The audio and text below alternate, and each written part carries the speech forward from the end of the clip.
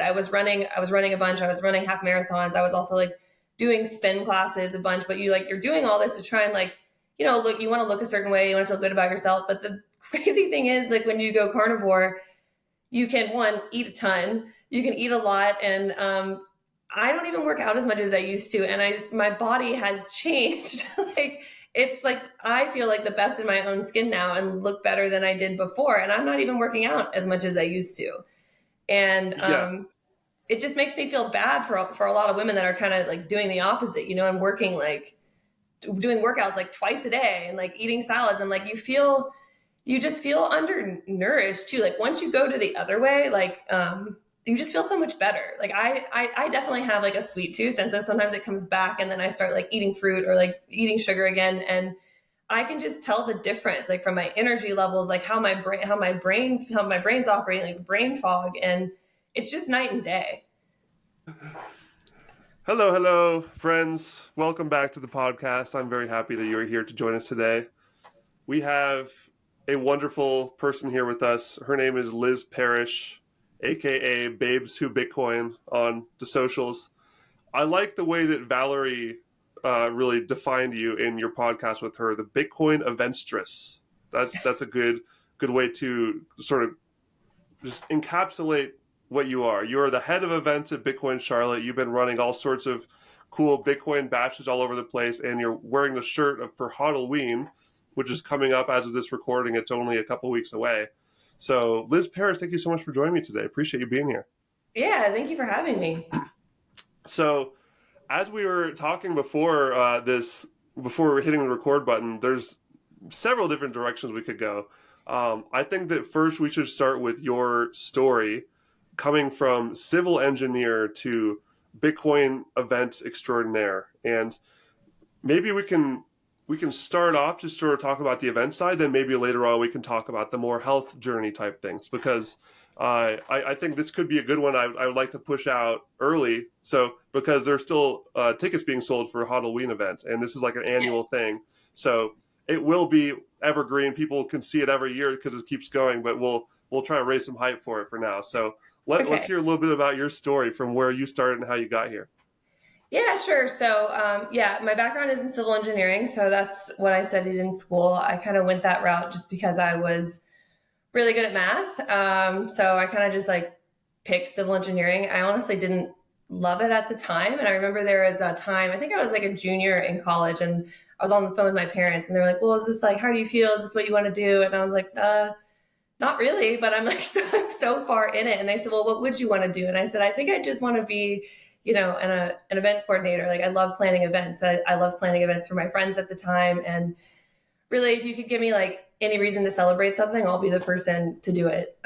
But so I got my civil engineering degree. I graduated and got my first job out of college up in Baltimore, and then moved to DC. And I was managing traffic signals in DC for about 7 years. And so that was up until 2019. And I have 3 older brothers, and they were getting into Bitcoin. So they got in pretty early on. And so they were telling me about Bitcoin, but I didn't really understand it at the time. And I remember actually for one of my birthdays, they had gifted me Bitcoin. And it was funny because like a few years ago, I actually found like the handwritten note that they gave me. And they said, Liz, like, we think this is the future. We think it's very important. We want you to be a part of it. And they like hand drew like a little Bitcoin. And that's amazing. I love it. Yeah. So I still have that note, which is really cool. But I was so immersed, I guess you could say, in my fiat life. I was starting my career, and I had a decent job as a civil engineer. I was making decent money. So for me at that time, Bitcoin was always just an investment. I honestly didn't understand it. I thought it was like a stock. I just thought it was an investment, and that's all it was, which was also great because I didn't touch it. Like, there was no reason. I said, well, if this goes up, great. If it doesn't really matter. It was a gift, it's just an investment. But through all those years, I was hearing about Bitcoin, and I'm very grateful for that because of my family and my brothers. But it got to be 2019. I got to a spot that I really hated my job. I had started moving up, and I just didn't like it. I think at the time too, I worked for local government, so I kind of was slowly becoming a libertarian, even though I didn't know it. And then so I finally like, it took me like 2 years. I worked with a career coach. I was like, what am I going to do? Because I think a lot of people go through this too. It's like, well, this is all you know, this is all you've done. So what are you going to switch into? And so it took me like 2 years. I finally quit my job. And then a lot of things happened around the same time that led me to Bitcoin Charlotte, but quit my job. 4 days later, I was engaged at the time, and my fiance, well, I didn't know this until later, but my fiance at the time broke up with me. And then I ended up like going on, I just needed to get away. So I went like with my family. And to make a long story very short, I found out that he stole Bitcoin from me. And I made a lot of mistakes. So like I've been reluctant to talk about this a lot because I was just embarrassed, honestly, but I think it's good for people to know. But he knew where my seed phrase was. So he took my seed phrase and stole Bitcoin from me. And so this, like, it's important for me to tell that because the things just like coincided, that one thing happened after the other. So that happened, found out he stole Bitcoin from me. So I was like, okay, if I'm going to be my own bank, I have to learn a lot more, and, not trust everyone. So that happened, quit my job. And I was okay, I just need to be in your family. So I moved back to Charlotte, and, my brother, he contacted me, and he had been running Bitcoin Charlotte since 2013. And he said, hey, Liz, like, I know your whole life you love throwing events. Like, do you want to really help me like grow Bitcoin Charlotte to be even bigger than it has been? So I said yes. And then that's like really when my Bitcoin journey started. So, and then that also was around COVID. So that was in the beginning of 2020. So then stimulus checks started coming out. So that's like when light bulbs started going off for me. Like, I'd kind of heard about Bitcoin, but then people were just getting money. And so I was like, well, why don't we always just get money, or why are we paying taxes? So then I started kind of going back to podcasts for like 2013, listening to Bitcoin podcasts. Some of those are like really funny to listen to, but I started listening to those. Then I started helping my brother with Bitcoin Charlotte. And then me and him and one of our other brothers went to Bitcoin Miami. I think that was in 2021. And that's like when things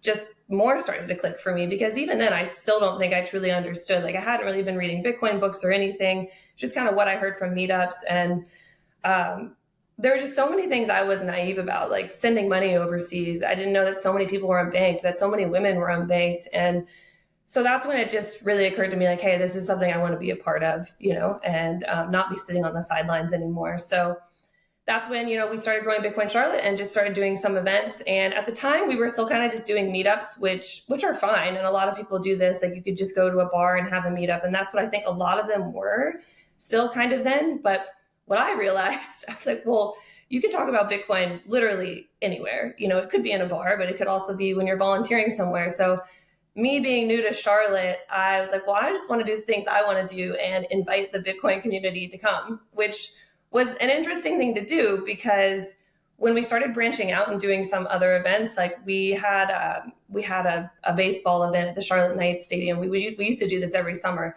It would bring out a whole different group of people, like people that were into sports but wanted to learn about Bitcoin. When we had meetings on other days rather than Saturdays, like some people that have families could come during the week. So we did like sports meetups. Sometimes we did one in around Christmas time called Operation Christmas Child, where you pack Christmas boxes for kids and send overseas. So it was just kind of throwing in some different events. And I think also, I mean, my brother was doing a great job. He's grown the meetup so big over the years, but just even having a woman involved, I think kind of changed things a little bit, And there was another one we did that was really fun, that was like called Bitcoin Rocks. And we paired up with a local artist, and he painted our Bitcoin logo on 21 rocks. And we put QR codes on the back to come to our meetup. And then we'd give people Satoshis. And people loved that one. We started really posting on social media and stuff. And so I think just kind of like thinking outside of the box a little bit kind of added to some of those events and like growing our following. And then Hodlween came about because we have someone here, I don't know if you know him in the space, Bitcoin Vegan. He's from Charlotte, and his birthday just is around Halloween. And we were all just joking around, I think, one day at a meetup. And I said, I love celebrating anything. And I was like, oh, well, we need to celebrate your birthday. And I said, it's around Halloween. It's around White Paper Day. I was like, we should have Halloween. And we were all laughing, and we're like, wait, that's a really good name. And so then we decided to have this party. And my brother always at his house would host a pumpkin carving contest. And he said, well, I really just I want to do this at the party. And then I came up with, I said, well, it's Halloween. Everyone should dress as Satoshi Nakamoto, whatever that means to them. So it kind of started out as a joke at first. And that first year, it was definitely a little bit smaller. We had just people from our group speak. We did the pumpkin carving contest, and then the next day we had a party in a bar, and had a DJ, and had like my brother and I bought a ton of orange pills and had those around as decorations. But it was really fun. And then kind of as time has gone on, it's like it is an important day because it's white paper day and anonymity with Satoshi Nakamoto, and it all kind of like plays into each other. So that was the first year, and then as years have gone on. What year was that? Was that 2021? That was 2021. 2021 was the first year? Okay, yeah. Cool. That was the first year. And then the second year we grew it a little bit. Like we were like, oh, we need an educational part. So then we had our own little mini conference, and it was just, for us, we were like, this is too much to take on. Like, we planned the conference, and then we had the party, and we still had we tied in that year with Texas Slim too, and did a cattleman's feast. And it was just a little too much. We're like, there's enough Bitcoin conferences out there. We don't need to take that on, like let's do what we know we're good at, like the social part, the social layer of Bitcoin, and having a party. So then the next year we took out the conference again and just had the cattleman's feast and the pumpkin carving, and then the party on the next day. And then last year we also added in the first Bitcoin market that we did here in Charlotte. So we had, I think last year we had about 10 to 12 vendors, and they all accepted Bitcoin. And so we've continued to do that. We just did one last weekend here in Charlotte. Now we have over 20 vendors. So it's kind of changed over the years. And this year we're going to do it. We're moving it. We're going on the road, but we're moving to Atlanta. So after the Atlanta Bitcoin conference, and we did that again, kind of to pair up with an educational part. And we were going to be the same weekend as Tab conference. So when I saw that on the calendar, I was like, well, there's no reason really to compete. They're 4 hours away from Charlotte. People from Charlotte can go to Atlanta and support their conference. I mean, they put on an amazing conference. So hopefully we can get some people to see what they've been building over the years, and then we can bring the fun aspect to them. So that's super cool. I'm super jealous I can't be there. It sounds awesome. And you said it's 4 hours away from Charlotte, so anyone that's in North Carolina can just road trip over. It's an adventure aspect. Yeah. Yeah. And I mean, really, I'm trying to think in the Southeast, like that's kind of, the Atlanta Bitcoin conference is really one of the main ones. I think, we had Nashville this year, but usually that's not there. So North Carolina, South Carolina, Georgia, I mean, it's all, and even Virginia, it's not too far for people to come. And, I'll tell people a little bit about the party, because this year it's kind of changed a little bit too, but it is it's a Bitcoin themed Halloween party. So there's $1,000 costume contest where everyone dresses as Satoshi Nakamoto. So I mean, that can be whatever you think that means. You can come dress as yourself as you What are want. some of your favorite ones? What are the best costumes you've seen? There was one last year that somebody dressed as the Mad. He dressed as the Mad Satyr. So it was like the Mad Hatter, but he was the Mad Satyr. That one was pretty good. We had then you get some really Bitcoin themed costume, like someone last year dressed as Janet Yellen, which was really funny. Not Satoshi, but funny. Yeah. Funny is also allowed. Yeah, exactly. And then somebody last year dressed as there was a couple's costume, and somebody dressed as a giant Bitcoin, and then somebody dressed as like a purple ostrich for Nostr. So like that one was funny. Trying to think, I liked mine the first year I did it. It's not really Satoshi either, but it was just I dressed as Alice in Wonderland, but had bunny ears on, so it was like down the rabbit hole. Love it. Yeah, I'm excited this year to see people's costumes, because you have a lot of developers going to Tab conference, so it'll be interesting to see what they come up with. Unless I don't know, maybe everyone's going to dress as Peter Todd. I don't know. That'd be so awesome. Oh man, that sounds so cool. So this is year number 4, right? 1, 2, 3, 4. Yeah. And so we have the costume contest, and then we also have hidden Bitcoin throughout the venue.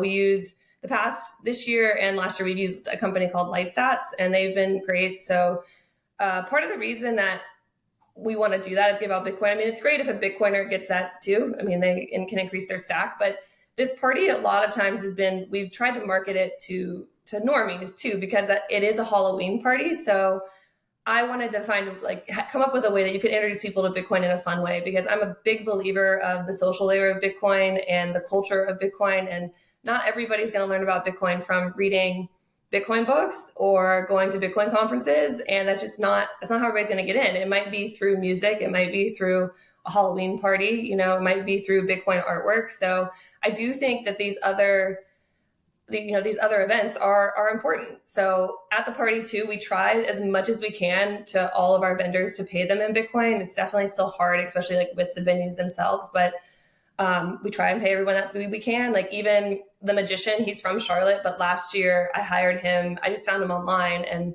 I told him this was a Bitcoin themed party. He didn't know anything about Bitcoin, and I said, well, I really want to pay you in Bitcoin. So got him on Cash App, paid him in Bitcoin, and he's coming back again this year, and we're paying him in Bitcoin again. I did ask him if he kept his Bitcoin from last year, and he said he didn't. So I'm trying to get him to keep it this year, because I told him, I said, well, last year at Halloween, the price was $29,000 and now we're up in the 60s. And he was like, no way. So hopefully, maybe my education needs to get better, but hopefully he keeps it this year. But still, it's pretty cool that we've onboarded some people that way. And then most people with the party, as much as we can, to the vendors that are taking part, we try and get either pay them in Bitcoin or that they're Bitcoiners, because I think it's also cool to see, you might know people in the Bitcoin space, but we all have other talents too. So a lot of times we try and get Bitcoin musicians. Like in the past, we've had Roger 9000, and this year we're going to have Chris Winsky. He runs the KC Bitcoin block party. Tatiana Moroz, and she's been a Bitcoin musician, I think, since like 2012. And then Just Loud, who's gained a lot of popularity on Nostr. So we're super excited to have them this year. And then we also have like a tarot card reader, and I found her just through Bitcoin Twitter. And so she's coming again. And then I also just got contacted a few days ago from another Bitcoiner that he does dream interpretation. So he's going to be there as well. So I just think it's cool to kind of see, you might know these people from a Bitcoin conference, but what else, what other hobbies do they have? So it's just kind of, it's a fun atmosphere. Absolutely. I mean, there's so many places I could go with this. That's a lot to work with. But I think that just sticking on the conference theme, you mentioned how for you, Bitcoin Miami was where things like really got real, because you saw all these people who were really passionate about this thing. You saw the panels, and they were like really speaking to you. I'm assuming that's how it was for me. And it was the same way for me. The first time I went to a big Bitcoin conference, it was like, wow, this is seriously a big deal, because you're just surrounded by this energy.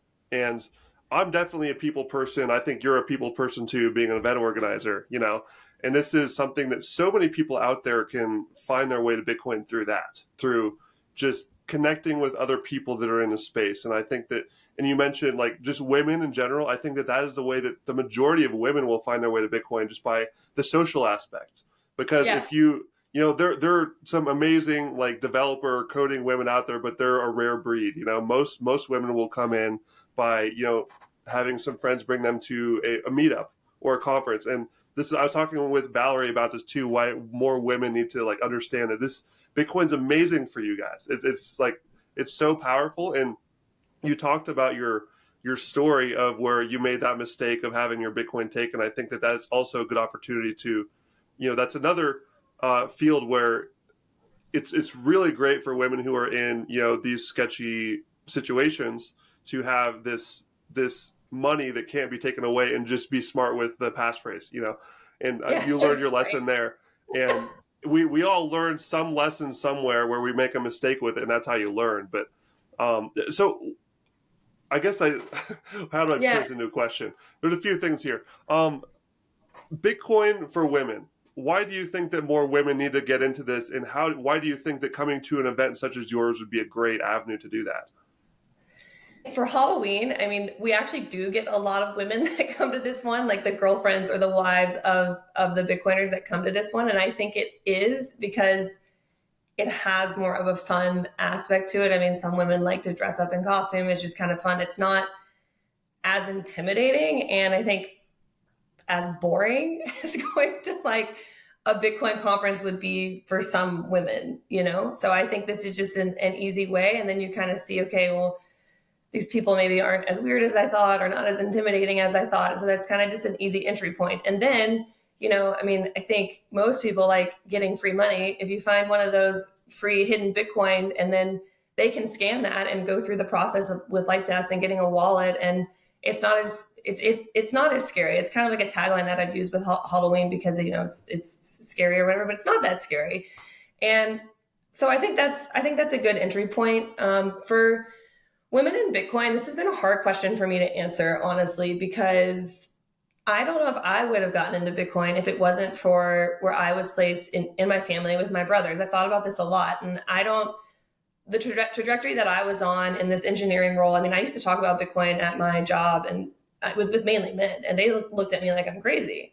So I don't know if I ever would have found it. Like, I'm very grateful that I had the influence that I did. So to get, you know, and this goes in, I think this goes into gender roles, like women and men and money and all of this. And so what I like to tell women to get them in, I'm like, well, what skill do you have? Like, what are you doing already that you could, like, let's say you're a nanny. It's like, okay, well, you could just accept Bitcoin and then, or whatever. Like I watch dogs on Rover. So even if you're a dog sitter and you could start accepting Bitcoin, and then whatever you do and you accept Bitcoin, then you could just hold on to it for a while. And I think just getting skin in the game at first is a good entry point, instead of saying like, hey, here's the Bitcoin standard, go read that. I mean, most of my girlfriends would not read that book. I mean, my brother and I started a book club, and I read a lot of Bitcoin books, and every time we'd go on Twitter Spaces, we'd start out and I said, well, this one was hard for me to get through, you know, because, and I think a lot of women probably feel that way. Like they just aren't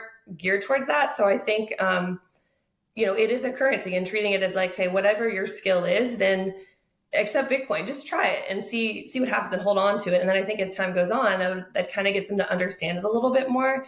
And let's say you don't really have a job or whatever, you're a stay-at-home mom. I mean, teaching your children, I mean, that's huge. And teaching them about saving and like giving them allowance in Bitcoin. I mean, that's another huge point. But yeah, I do think it's hard. I mean, because I have tons of girlfriends that they know I'm into this, and they're still not interested, you know? So I think it's a tough question. So I think whatever skill you have, and if you could just start accepting Bitcoin, that would be the best way. But I do think other events like this, like Halloween, or even there are some that are popping up now that are more social, like retreats, and like I went to the Lake Satoshi camp out in Michigan. Like I think some of those are more welcoming to women than just like going to a Bitcoin conference, which could be kind of boring for some women. Yeah, and to be totally clear, like the social aspect is not just like for women, you know, like for me, that was a huge part for me as well. I would say, like, if you're being real strict on, like, you know, what are the, you know, which things are feminine and masculine, like if being social and being around people, I guess that's like tends to lean toward the feminine side, but that's like, I'm there. Like for me, that's one of my feminine characteristics, is that I love just being around lots of people and just loving each other, you know? So Yeah. like tons of guys out there will resonate with that as well. We're all balanced. We all have some of each, Yeah. you know? There's no black and white. It's good for everyone. For sure. I think sorry, I'm watching a talk right now. Oh, bring her or him. Her name's bring Luna. Bring her on. Let's see. Let's Luna, talk to here. Doggo. She needs to ask a question. I don't know if she's gonna come any further, but the lap is good.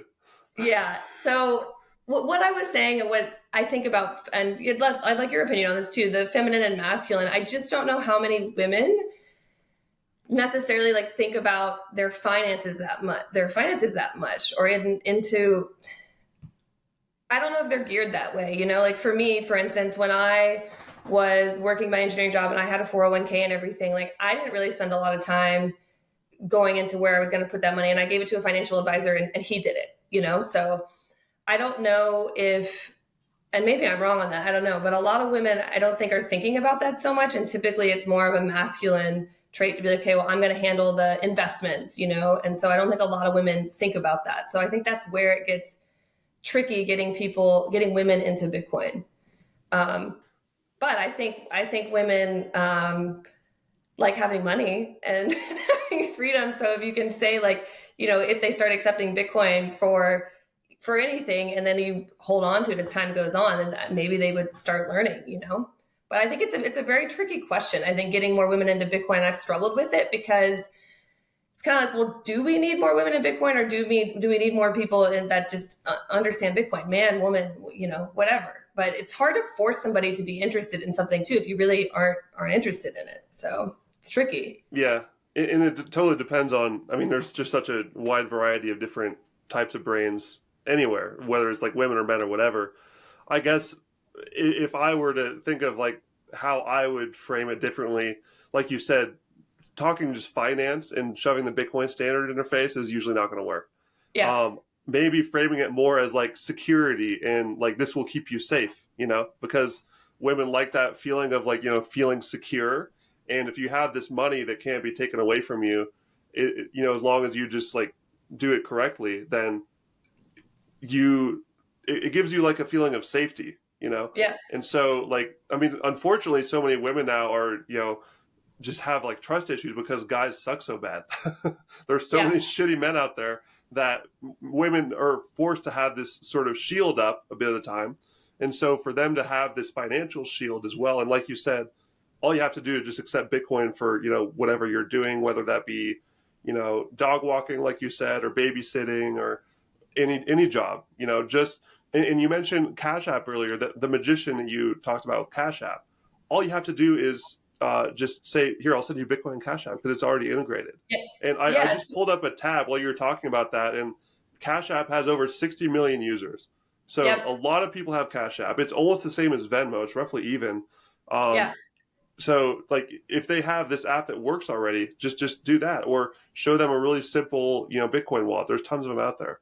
Yeah, so that's what we've been doing at the market. So I was helping get some vendors for this market we did in Charlotte, and somebody in our group, he's a big vendor in Charlotte. He makes Peruvian hot sauce, and so I'd go to a lot of the markets in Charlotte just to see him and Was check he him at out. the Cattleman's Feast? I remember Peruvian hot sauce. That rings a Yeah, bell. yeah, Johnny Delgado. Same guy? Yeah. Okay, cool. Yeah, I met him. He was awesome. So I would go to a lot of markets and try and get other vendors to come to our Bitcoin market, and it's literally exactly what you said. And these are men and women, a lot more women. And I didn't even really like go into the details. I just said, listen, we're having a market. We'd love you to be a part of it. The only thing is you have to accept Bitcoin. And then I said, but it's really easy. You can do it on Cash App. And so I didn't try and like scare them, like, oh, your money's being stolen from you, all this. Like I just said, that's all you got to do. And I said, the Bitcoin community is pretty strong. So you're probably going to get a lot of people that will pay you in Bitcoin, no matter what your product is.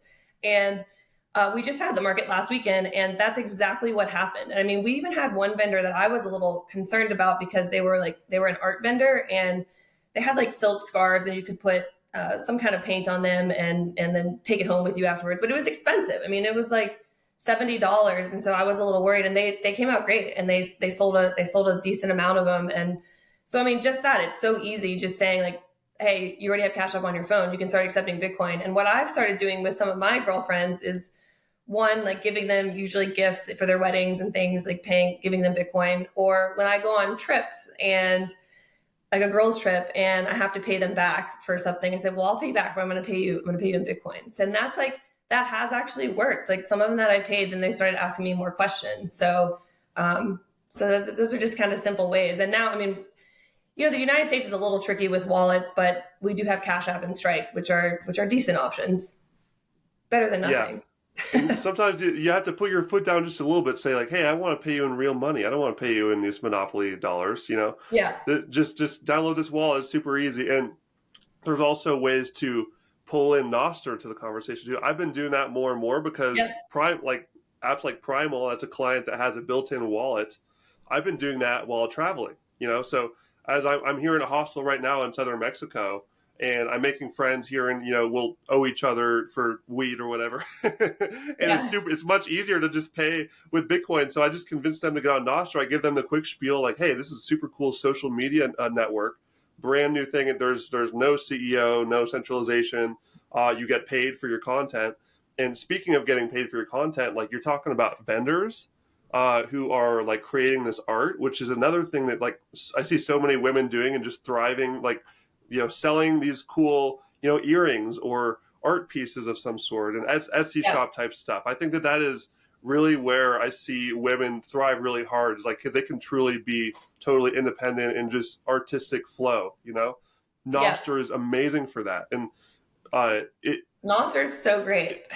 Freaking awesome because you can post all of your art, you can sell it on there.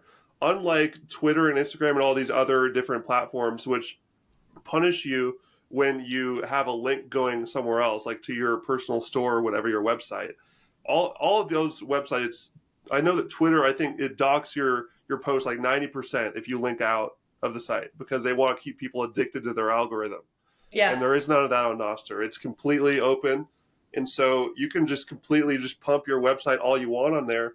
And even if people don't want to buy your stuff, like for me personally, this is kind of the person I am. I always follow the artists that I find because I think it's super cool and it's a great use case for them. Even if I'm not going to go like buy their art on their website, I'm still going to send them some stats because I just think that's super cool and I want to help support them. And there's a Yeah. ton of people doing that same thing. Yeah, for sure. And yeah, that's a good point because I love Nostr, and a lot of people were kind of making fun of me and they were like, why are you on there? It's just a Bitcoin echo chamber. And I was like, that is not true because there are so many people that knew nothing about Bitcoin that have joined Nostr and are learning about Bitcoin that way. So like you said, I mean, that's another way to get people involved in Bitcoin. And is it pretty easy? I haven't, because I signed up a while ago. Is it pretty easy to get an account through Primal just to get people on? That's the one that I've been using, and I keep hearing through the grapevine that they have a big update coming that's going to be amazing. So I'm assuming it'll get easier. I mean, we just have to accept it's not going to be like Twitter like smooth yet. Yeah. It's a little clunky, you know. Sometimes it won't load when you swipe down Yeah. and stuff like that. But Yeah. for me, that's been the best because it has that built-in wallet. It just saves a step, you know. Oh yeah, it's so Because nice. then you don't have to get like a well. So I met a couple of Canadians recently, and I got two of them on actually, and the wallet wouldn't set up for Canada, some legal thing. So for them, I just set up Wallet of Satoshi. That's a good backup. But for the vast majority of people, Primal works the best. It's just easy to set that wallet up, and I just show them. Well, first I have them do an introductions post, the hashtag introductions, where they talk about who they are and have a picture of them, and then I will send them their first tip on there, and it always blows people's minds how easy it is when they see the Bitcoin just show up in their wallet from just a press of a button, and they're like, "Oh, that's pretty cool." And a lot of the times I help them make a good first post so people can really see who they are because since we're so early, you can really make a splash right away because people Yeah. love seeing new, unique people, you know. And so a couple of the random friends I've had here just in Mexico that I've met traveling, do their posts. They've hit trend like the 24-hour trending. So Yeah. like Isn't that because people insane? just love meeting new people and just seeing new folks that are coming on. They're from all over the place and just have interesting stories. Yeah, and the So Nostr community, I just think has been so nice and kind of like what you were saying earlier with artwork. I mean, I was traveling a lot this last year, and I just got on Nostr, and I was just posting pictures from my travels and getting zapped for it. And I was like, this is awesome. Like if you are posting content on social media and like actually getting paid for it and not getting censored, I mean, there's nothing better than that. it's amazing. And those followers that you get are yours forever. Like this is always a source of stress for people that are investing lots of time and energy into any of the centralized platforms is that you never know if you could just get rug pulled at any time. Yeah, Then your business yeah, goes out the window. You know, yeah, exactly. Nostr And has no fact checkers or rug pulling team that can do that. yeah. Another thing I'll tap into because we're talking about art is the music side of things too. And so like we're doing this at Hodlween too this year. We're going to have those three musicians there, but we're also going to put Tunester up on the screen behind the musicians too. So Amazing. yeah, so like if you can't go to Halloween, you'll at least be able to see the music. And so we're going to have like a kind of like a live, I guess you call it a zapathon, but so that's really cool too. And I mean, music has always been something that I've loved so much, and so seeing these artists too get paid for their talents is amazing. I mean, like Ainsley and Just Loud. I mean, I think they've really come up on it, and that's, I mean, it's really nice. And that these artists are doing these at when they perform too. I mean, they can easily just put like a lightning URL and get zapped for their performance, which is great. Yeah, I remember. So at the Bitcoin conference, I'm not sure if you went to the Vinyl Lounge was kind of like one of the main. Were you there? Yeah, yeah, Oh, cool. I didn't see it. It must have been different times, but it's for people listening. It was essentially this music show at this cool little bar in Nashville during the Bitcoin conference, and there were just these big screens scattered around where with a QR code where you can just send sats to whoever's playing, like yeah, whichever artist is playing, and you can see sort of a live feed of all the people who are tipping that artist, and also the people who are just watching at home on the Zap.stream or one of the live stream platforms. So Yeah, like so people are cool. watching from all over the place, just supporting these artists, and it's freaking awesome. And they got good amounts of money from this.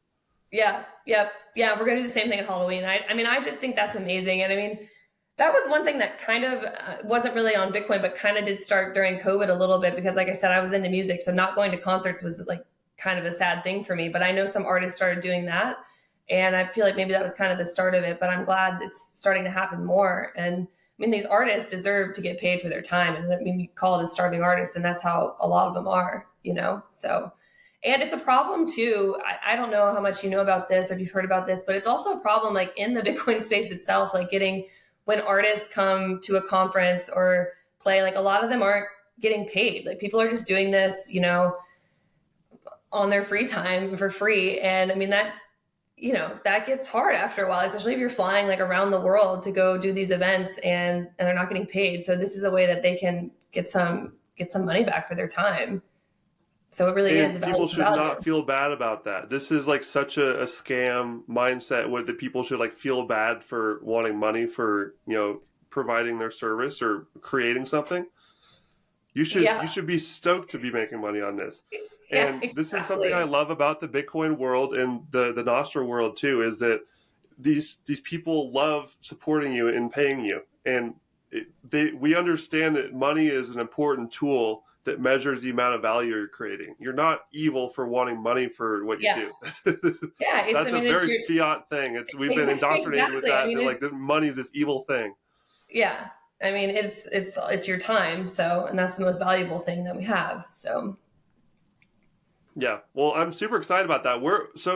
I guess we can start wrapping up this Hodlween segment here for the people listening, just so we can make sure we can get people over there. And like I said before, it's mid October as we're recording this, so this might be one that I want to get out quickly since we have the event coming up. So where can people go to get tickets, and where can they go watch that stream you talked about, to watch the music and all these things? What are the good links for that? yeah. So to get tickets, well, the party is October 26th from 8 to 2 a.m. And we'll have an open bar, $1,000 costume contest, a live tunester, the three Bitcoin musicians, a tarot card reader, and lots of games too. So, and you can get tickets at hodlween.party, and you can find us on, I think, most social media handles at Hodlween. And we're still working on the live stream, but it should be if you go on a Nostr onto our account on Halloween, you'll be able to see it on the Zap stream. Super cool. Awesome. Well, I'll make sure to put those links in the show notes for everyone to who can go. I'm super jealous. Hopefully some people that listen to this will end up going and they can share their experience, because this is year 4. I'm assuming it's just getting better every year, because that's how events usually go, and just more and more fun. So super happy for you Yeah, guys doing that. another fun a little fun fact is like there's some popping up in other places. So London is actually doing one the week after, like actually on October 31st. So they're doing a really cool event called Bitcoin Culture Festival. So it's a whole week of events, and then they end on the Halloween parties. So that one's Super popping cool. up. So there's some other little ones popping up, and then someone from Germany messaged me too and asked if they could do it. So now I think this year there might be like 3 Halloweens like around the world. I would love this to be like this more global thing, because like you said, it's white paper day. So Yeah. and it's also, my birthday is also close. My birthday's on October 23rd. So like my Oh whole life, wow. my birthday's always sort of been lumped in with the Halloween parties. So I always have Yeah. that vibe of just like party time at the end of October. So Well, I need to go to one of these. I have to ask you, so if you were to come to the party, do you have an idea what your costume would be? Oof, man, that's a good question.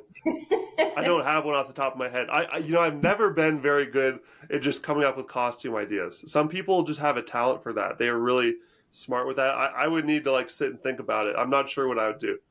All right, well, we'll give you a year to think about it for next Yeah, year. exactly. Well, I'll circle next year. Hopefully, I can make it happen next year. That'd be awesome. Amazing. Well, let's pivot here a bit. So we got that Okay. out there for people. Hope more people can find Halloween and go have a wonderful time if they're in the area. Lots of other topics to talk about. So we met at the Cattleman's Feast. That's where I actually got to meet you in person. And I remember that you talked about how your health journey was another really big part of your story. So I'd love to sort of kind of move into that direction now, because that's a thing that we always talk about on my podcast, is like how people have improved their health and implemented these different strategies to fix different health issues they had. I think that this is such a core piece of how we bring more love and happiness and togetherness to the world and just prosperity in general. So you have a different story and a different sort of path to finding it that I've heard before. So could you share your health story for me, please, from wherever you'd like to begin? Yeah, sure. So I was diagnosed, I think, back in 2013 with a condition called interstitial cystitis. And that is called, also known as painful bladder syndrome for anybody that doesn't know. And millions of women have it, men have it too, but lots of people have it. And it's almost like a silent issue that you have, because you can tell people that you have it, but they don't know that you're in pain. And essentially it feels like you have a UTI, but if you go to the doctor, your tests are coming back that you don't have one, but it still feels like you have one. And so I got that diagnosis like in 2013, and it was really like life altering at the time. I didn't know like what I was going to do in regards to intimacy and relationships. I didn't know, like, back then I was drinking more than I needed to, but I was like, okay, so I'm just not going to drink anymore. And, I was constantly in pain. I mean, really, it's almost hard to talk about because it's just a constant pressure that I felt like in my bladder, in my pelvic area, and it never went away. And if you start researching this and going down this path or going on forums and stuff, I mean, it's awful, and it's awful that women have to deal with this. And so at the time, I went on what they call the IC diet, which is pretty much like whole foods. I would say like pretty much whole foods, like in not acidic foods. So that's pretty much what I did. And I did get myself to a point that I would say I was in remission. And so that would like come and go over the years. Like sometimes I'd be okay. Like there was a period of years that I was like pretty good, but sometimes it would come back. And then in that year when I moved back to Charlotte, 2020, like it all kind of came back. And was that due to stress? I don't know, like with everything that had gone on, or was it the way I was eating? I'm not really sure, but it came back. And so then I went down this whole path, like, okay, I have to get this fixed. So I was going to tons of doctors, like same thing, like my test would come back, say, like, you don't have a UTI, like sometimes, and then sometimes I would have one, and then they put me on antibiotics. So over the course of like, what was that? Like almost 10 years, I was on so many antibiotics, like off and on. And I mean, sometimes the cure for this that they say is to go on long-term antibiotics. The longest I was ever on them was like 3 months at a time. But there were times throughout those 7 to 10 years that I would go on them, for 10, 12 days. And so, I mean, if you know anything about antibiotics, like it's not great for you. But so I was still dealing with this during 2020, 2021. And really, it's because of Bitcoin that I had Texas Slim come to Charlotte. And I honestly didn't really know much about Texas Slim. I just saw that he was making the rounds like in the United States. And I was like, okay, he needs to come to Charlotte, but I didn't really know why. So I messaged him, he came to Charlotte, and that was kind of the first I heard about even, honestly, like even knowing where your food comes from. I mean, this might sound really naive, but I was someone, I'd go to the grocery store and just like, okay, this is the food that I'm getting. It must be good for me. And, but still, so he had that, I had that one meeting with him, and I didn't really, I mean, I learned some, but I was more focused on throwing the event. So I didn't learn a ton. And then fast forward to that Hodlween that year, in 2021, I wanted to have some kind of food portion to it, but really I didn't understand why either. I was like, I think there's some connection, but I don't know why. And reached out to him, and we kind of decided to come up with Cattleman's Feast. And I was still in like excruciating pain at this point. And it's really hard to explain, but it's just like being in constant pain. If you've ever had chronic pain, it's awful. And, I was trying to throw this event at the same time, and you really can't focus on anything else. Like you're just constantly in pain. So it's hard to do anything else. I mean, you still do it, but it's constantly there. And like my pain was kind of like, it felt like almost thousands of little needles, like always kind of poking me like in my pelvic area. But I started, becoming like pretty vocal about it. And so I would just start telling people. And so I am like telling Texas Slim this man I don't really know that well. And he's like, well, you need to stop eating, like drinking these green smoothies you're drinking every morning. Cause I thought that was good. Like I'm drinking like this spinach avocado smoothie, like every day, following this IC diet. And like, I I mean, I was eating pretty clean. Like, I mean, you know, in regards to like following the IC diet, like I thought I was doing the right things. And he just tells me that you got to stop doing that. You got to start eating more meat. And I just look at this man. He's like wearing this cowboy hat. I'm like, what is he talking about? I'm like, this guy is like crazy. But he's the one that kind of like jump started that for me. And so it kind of put the idea in my head. And then I went to another Bitcoin conference, Pacific Bitcoin, and again, was being very vocal about what was going on with my body. Like I was just starting to tell random people, and probably I feel like you hit that desperation mode point where you're just like, you just can't help but like start going outward trying to like find solutions, right?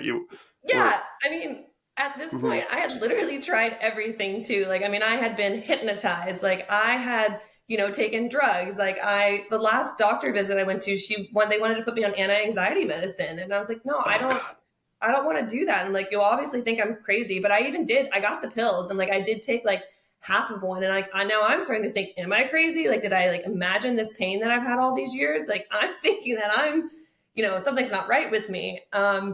And that is an awful place to be. So then like, yeah, I just started telling whoever, because they'd ask, like, well, why can't you do this? Or why can't you drink this? And I'm telling them, well, because I have this issue. And so anyway, it was somebody that I met at Pacific Bitcoin. He was from Australia, and I'm telling him his story, and he's like, oh, you need to do carnivore. And he's like, I had a girlfriend that had the same issue as you, and like we both went carnivore, and her issues have just gone away. And I was like, okay. And I had actually, right before Pacific Bitcoin, about a month before, I had started, you know, trying to find other ways, like how do I cure this? And I came across some YouTube videos about fasting. And so I saw a lady that had what I had, and she had fasted for 2 weeks, and she said all of her pain went away. And I was like, okay, well, I'm going to do that. So I fasted for 7 days. I did a water fast for 7 days. And I just recently went back and like read my journals from that time. And I was in like excruciating pain the first 5 days. And I really think my body was ridding itself of like this bacteria that I had. Like, I think I had an embedded bacteria in my body. And so that I fasted for 7 days. And like, I really felt like I also needed to fast for 2 weeks, but people started telling me, they're like, Liz, like, we're worried about you. You need to eat. So like on the 7th day I started to eat, but that was like a month before Pacific Bitcoin. And I met this person that told me I needed to go carnivore. And like, just being in the Bitcoin space, I'd started to hear more about that. Like, people were only eating meat. I was like, these people are insane. But at this point, like, yeah, I was at the end of the rope. It's like, okay, I've been hypnotized. I fasted for 7 days, and I still had pain.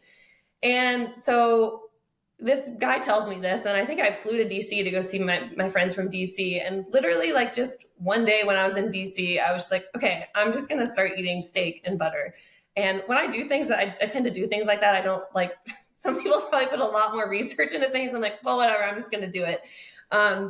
So I did, and I was almost, like, I wouldn't say I was a vegetarian, but I was like eating way more vegetables than I was protein. I wasn't anti-meat or anything like that, but I just was told, you know, you don't eat that much red meat just because it's unhealthy. I didn't even understand why it was unhealthy.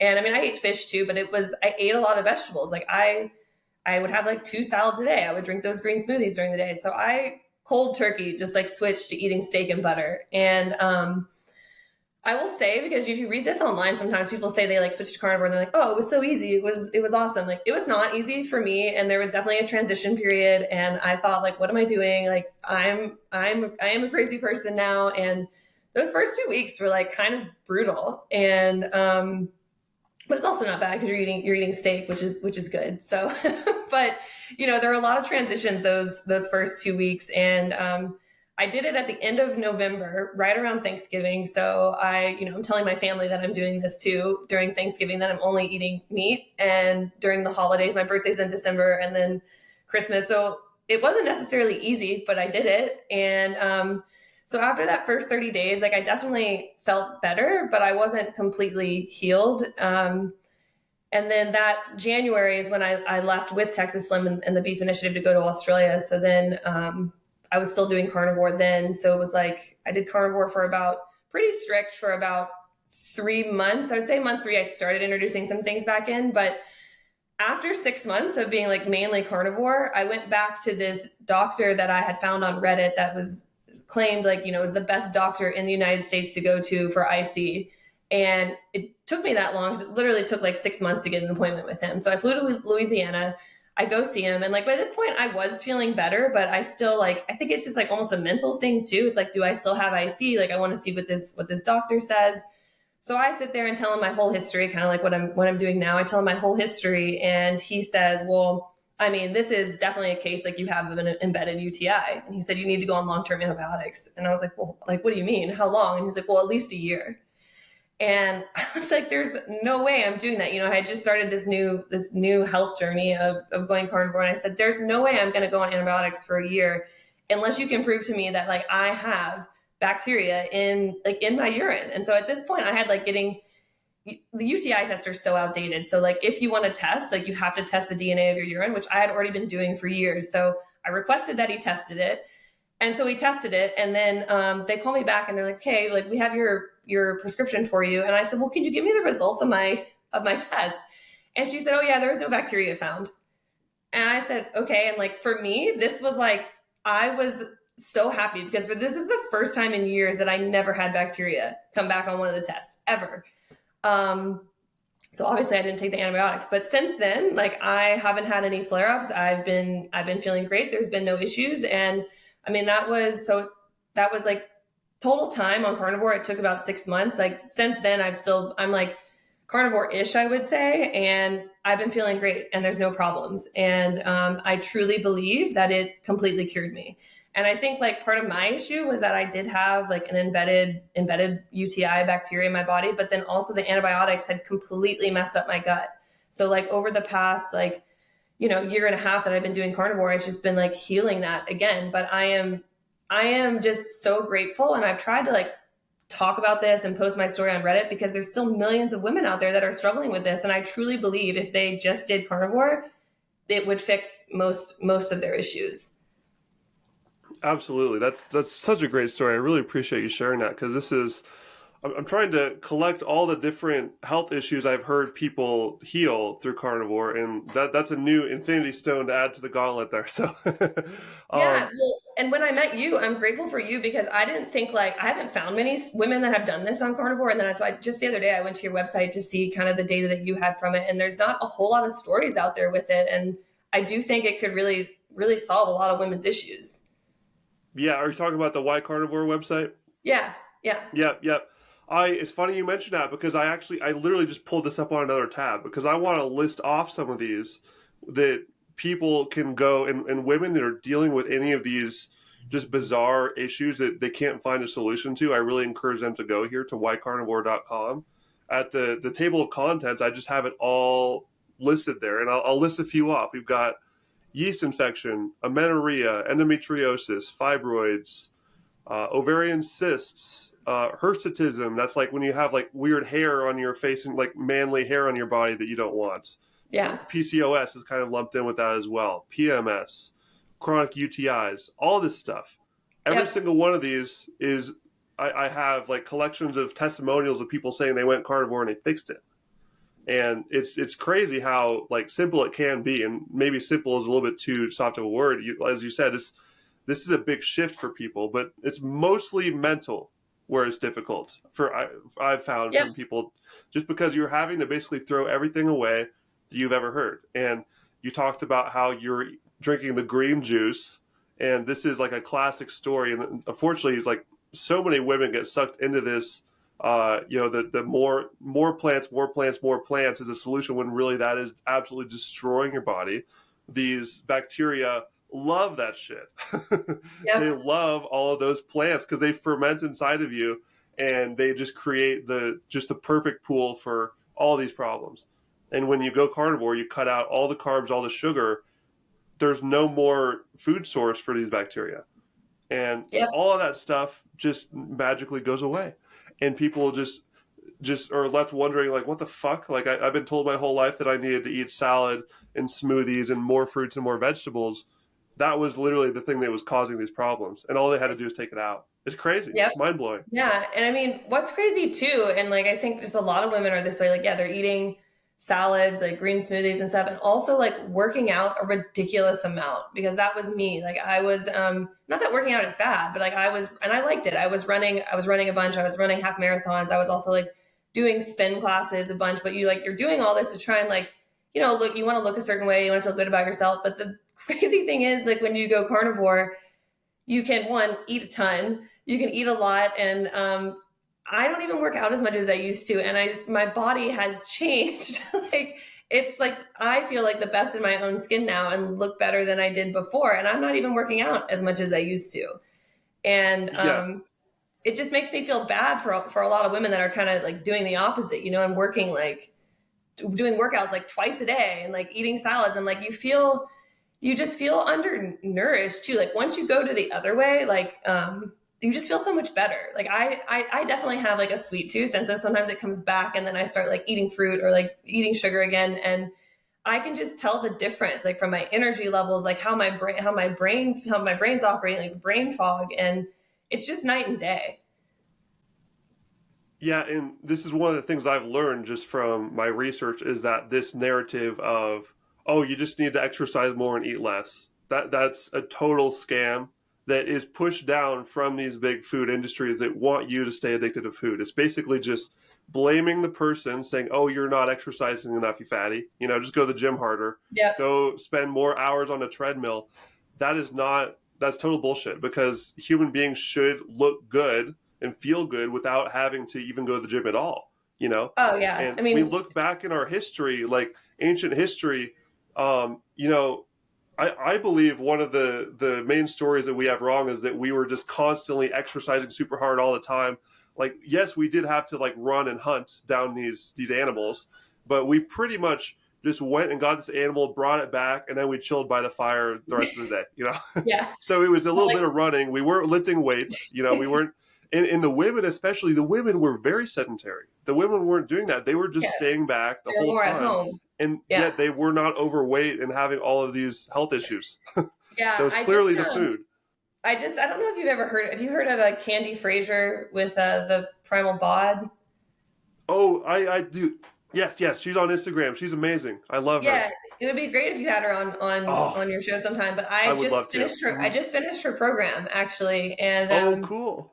yeah, very cool for anybody listening too. If you are, I paid for her program in Bitcoin too, so which was really, they didn't advertise that, and I asked if I could, and they said yeah, sure. So anyways, the program, I think her husband does one for men too, but hers is specifically for women, and for anyone out there, it's an awesome program. Like, especially if like you kind of want to get into carnivore, but you don't want to do it alone. Like, I was with a group of all kinds of other women, and I mean, she's just great. And in some of the slideshows she was showing, like, and this has been around the internet, showing a picture of women like from the 70s and women today. And like, even when she showed the picture today, it was like girls on spring break, I think. And she's like, these girls don't necessarily look bad. Like, they're not like super overweight, but they're definitely like heavier. And she was like, that's not normal. Like, this is how we looked in the 70s, and people weren't out doing crazy workouts and stuff.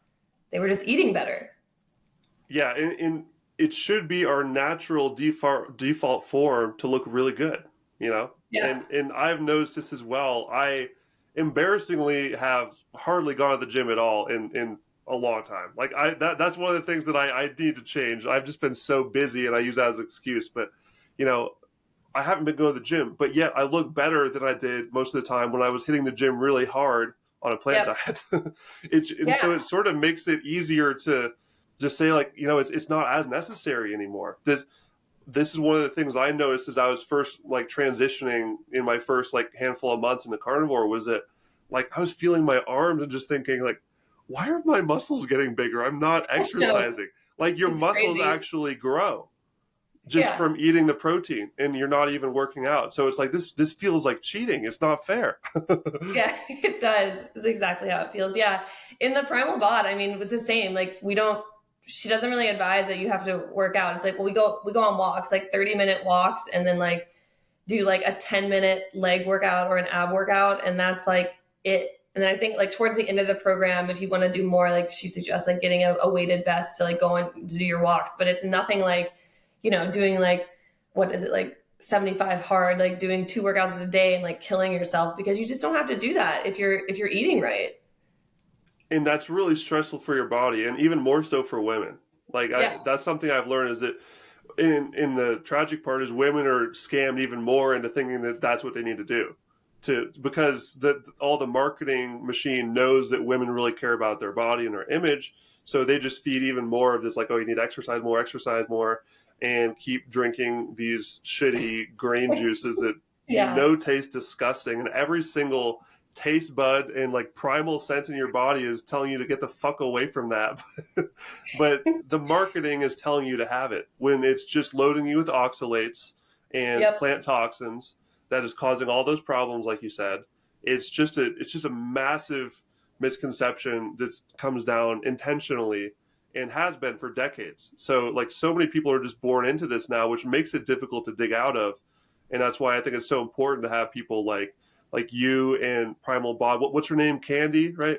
Yeah, Candy Frazier. Candy Frazier. Yeah, I mean, she's a total badass. Like, I'll put her link in the show notes for Instagram. She probably other places too, but she just has these short videos basically explaining, why everyone, but she focuses more toward women. Like, we need to be eating just meat.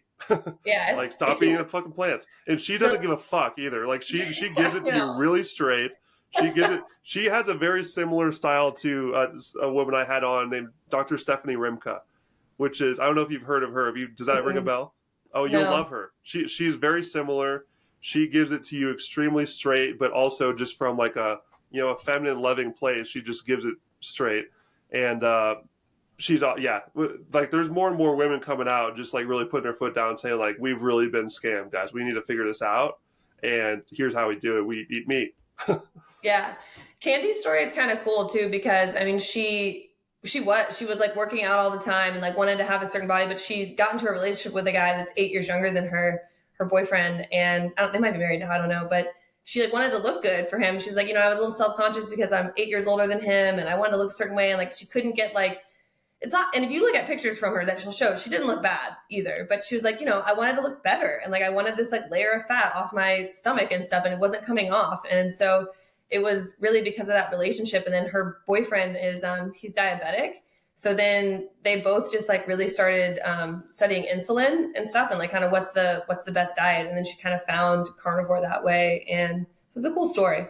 And her program's kind of geared towards like, there's all kinds of women in the program, but more towards like 40-year-old women and like getting your body to a certain way, which is great. But it was insane. So like I did the program because I actually like had gained a little bit of weight doing carnivore, and I was kind of upset about it. I was like, well, wait, I'm eating carnivore. Like, why am I gaining like weight around my hips and stuff? And for me, I learned like from her program, like at least for me, and I think it's different for everybody, I was just eating way too much butter. Like I was eating like, a ridiculous amount of butter, like maybe a stick of butter a day, sometimes more. And so what in this program, what I learned is like, if you want to lose fat, like you turn your body into a fat burning machine. So like your body's burning its fat and not the fat that you're eating from butter. So really it was just kind of like not eating so much butter for me. But women in the program, it's a 12-week program, and they lose, like some women just lose a ridiculous amount of weight, like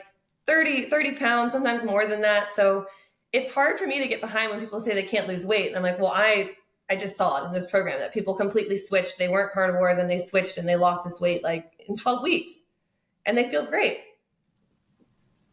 I had a woman on. Are you aware of the name Limitless Lindy? Does that ring a bell?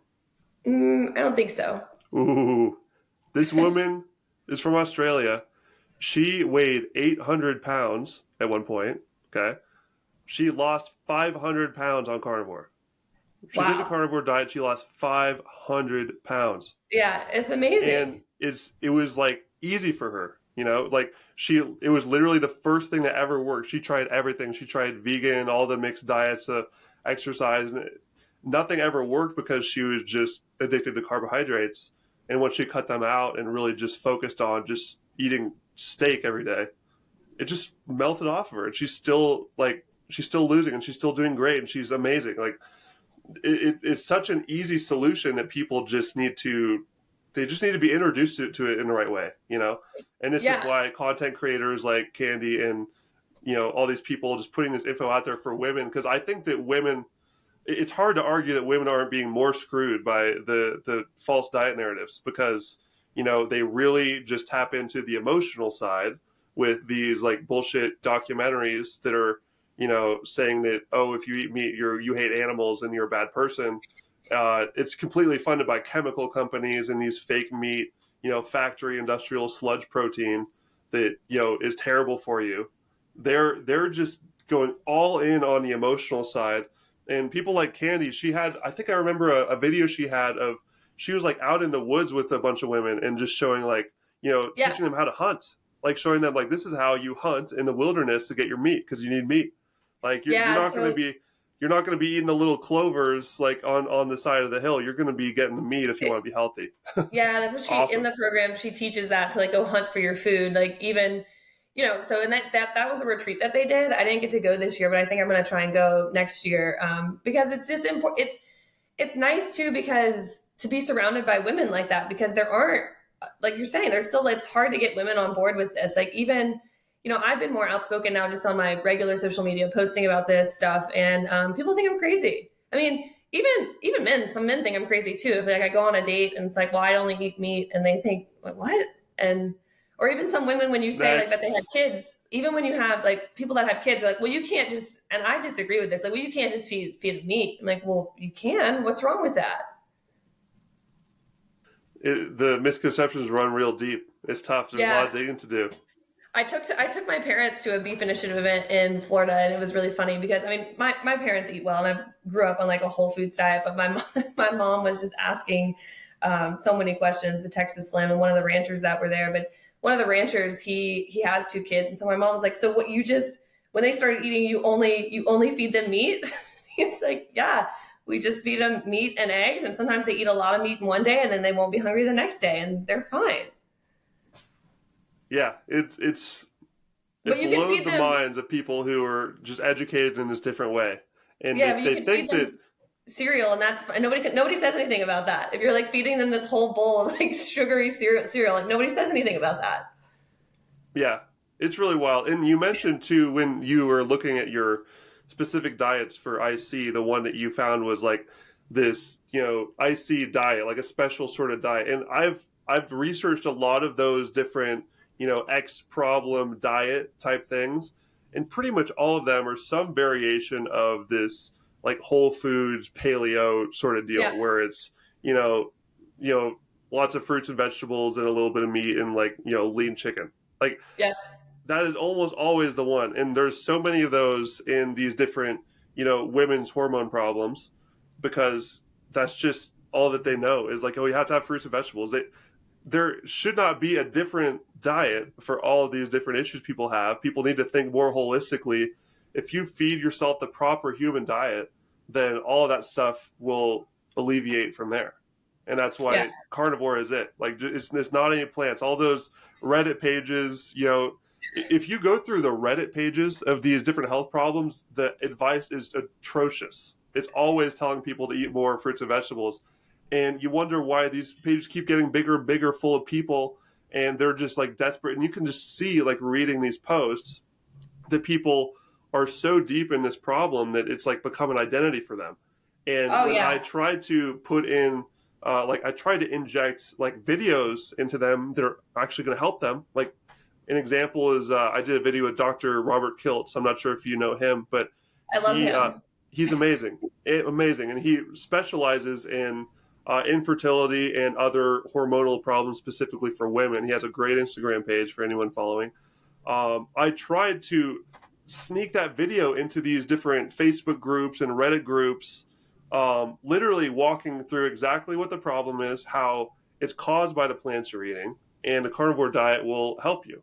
And so much negative feedback. They all just got downvoted to say like, "Oh, you can't cure this. You can't do it. You just need to manage it." Yeah, And it's great. Have you seen that too? Just I how mean, like you are reached with negative feedback when you try to help people a lot of the time. yeah, I mean, I think I was one of those. I would say I was one of those people too, where like I see like became my identity, and I would tell people that like there's no cure, and they're so deep in it. And then if you're in the Reddit rabbit hole too, because I was there reading that, it's like feeding off each other. It's not good. But I made a post on Reddit. I don't think it really got any attention. I should keep doing it, but I made a post on I think the chronic UTI, and I think one person responded, and I was like, listen, I'll help you like get through it. And um, I think she said she was started eating more meat, but didn't really go full carnivore, and she's still having issues. But yeah, I mean, it doesn't. People just think you're crazy or something. And then a lot of people on. I just the other day. I went and looked, and I was like, oh, I wonder how everybody's doing in here, and it was not good. And most people still think that like going on antibiotics is like what's going to cure them. Yeah, and it's also another example of where the centralized structure of social media is really hindering it because the moderators on all these pages are like the kings and queens of being stuck in that mode because they're the moderator of a freaking subreddit about it. So you know that they're deep in it, you know? This is like their whole Yeah. life at this point. And What's so they are the most stuck and then they will take down any of your posts that say you can fix this because they're so like gone down that hole. What's crazy to me is like the proof is out there. I mean, there are so many like videos now of people going carnivore and all the things that people have fixed, and I just don't know why people don't agree with that. I mean, it's kind of the same thing as Bitcoin, really. Like when I went to Atlanta a few weekends ago to check on the venue for Halloween, I there was a BitPlebs meetup, and I really don't check like financial charts and stuff, but they had a bunch of charts, and I was like, well, this is just like, and I know you can manipulate charts, but I was like, this is just the facts. Like, if you look over like a period of time, like, why wouldn't you at least want to like buy some Bitcoin? And it's kind of the same thing with the health. It's like, okay, well, you can listen to all these people's stories, and this is the truth of what's happened. Like, I'm a personal account, you know, and just for some reason people just don't want to believe it. I don't know. It's like they're okay being in their bad state and like being sick, and they just like almost don't want to help themselves. It's too painful to come to terms with the fact that everything you've been told is a lie and you need to Yeah. start from scratch. And there's certain people that just it hurts their soul too deeply to start over like that. And they just will defend this false idea to the death.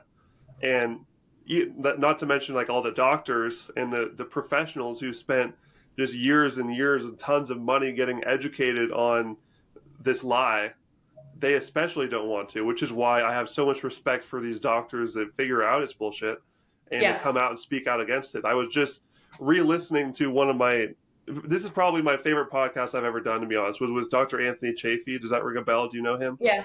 Yeah. So, I mean, this guy is just such a passionate, warrior for this. And he went through the whole medical system. We actually went to the same school, University of Washington, Oh, and cool. he just realized it was nonsense from putting in the work himself and figuring it out. And he just completely dedicated his life to just educating people on the truth. And it should be like that for doctors, because I know that the vast majority of doctors out there want to help people. They're not knowingly, hurting them or gaslighting them, as you said. This is so common for women, especially. You just get this oh, you're just being emotional, or you're crazy routine, and they give you, like, if you come enough times, they just finally get tired of you and just like take some like SSRIs or something, because it must be your brain is causing Yeah. problems, and that's ridiculous. That's completely ridiculous. That's like such a betrayal of their oath, and it's Yeah. maddening. And it's so hard too. I forgot this part of my health story. Right before I switched to carnivore, I switched to a functional medicine doctor because I was just so tired of Western medicine doctors. And so it was like, okay, well, I'll go to a functional medicine doctor. Maybe this will be better. And she did like more extensive blood work and told me, she was like, well, yeah, you do have all these inflammation markers. Like, and they were pretty high.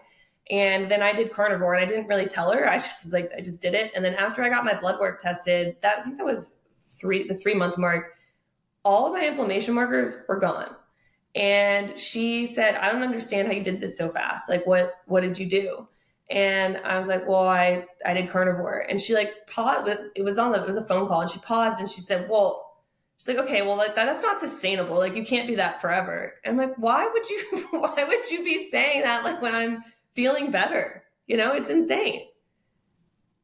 And then I it, found it out from functional medicine doctors too, like the Western medicine doctors are trying to push pills on you, like the anti-anxiety or depression pills. And then what I found from a functional medicine doctor, and I talked to actually Dr. Kinberry about this at the Cattleman's Feast in Nashville, but then oh, they cool, you try and got to talk push, to him. Awesome. yeah, they try and push supplements on you. And it's like, what's the difference? And then when the answer a lot of times is just changing your diet.